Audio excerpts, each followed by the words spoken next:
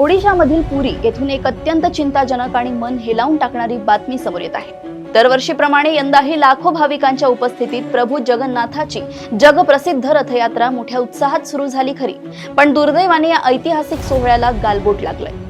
पुरीच्या ग्रँड रोडवर दर्शनासाठी आणि रथ ओढण्यासाठी उसळलेल्या अलोट गर्दीमुळे तिथे चेंगराचेंगरी सदृश्य भीषण परिस्थिती निर्माण झाली।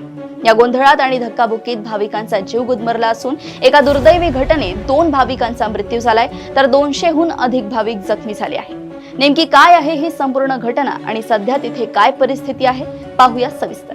जय जगन्नाथ आणि हरिबोलच्या जयघोषात, शंखनाद व टाळ मृदुंगाच्या गजरात ओडिशामधील पुरी येथे भगवान जगन्नाथाची जगप्रसिद्ध वार्षिक रथयात्रा सुरू झाली। मुसळधार पाऊस असतानाही देश विदेशातून लाखो भाविक प्रभूंच्या दर्शनासाठी पुरीच्या बडाडांडा परिसरामध्ये दाखल झाले होते। पारंपरिक विधींनुसार देवतांना गर्भगृहातून बाहेर आणून रथावर विराजमान करण्याची पहंडी मिरवणूक सुरू असतानाच या महासोहळ्याला मोठी दुर्घटना घडल्याने गालबोट लागली आहे।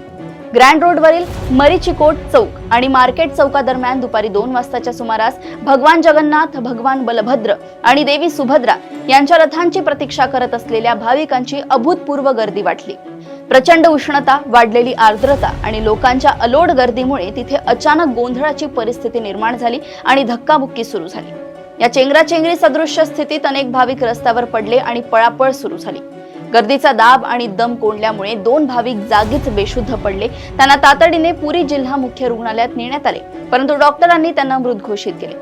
मृतांपैकी एक भाविकाची ओळख अनिल दास अशी पटली असून दुसऱ्या मृतदेहाची ओळख पटवण्याचं काम सुरू आहे।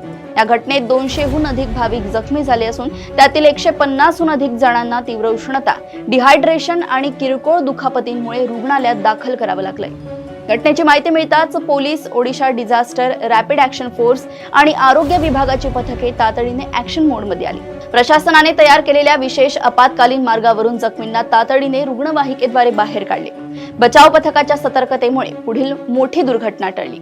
सध्या परिस्थिती पूर्णपणे नियंत्रणात असून कायदा व सुव्यवस्था राखण्यासाठी घटनास्थळी अतिरिक्त सुरक्षा बल तैनात करण्यात आले।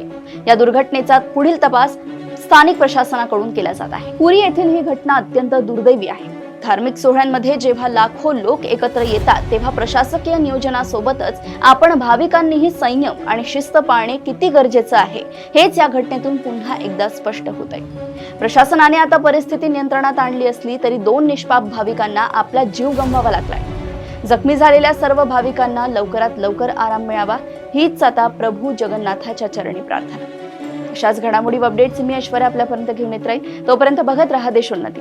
नमस्कार।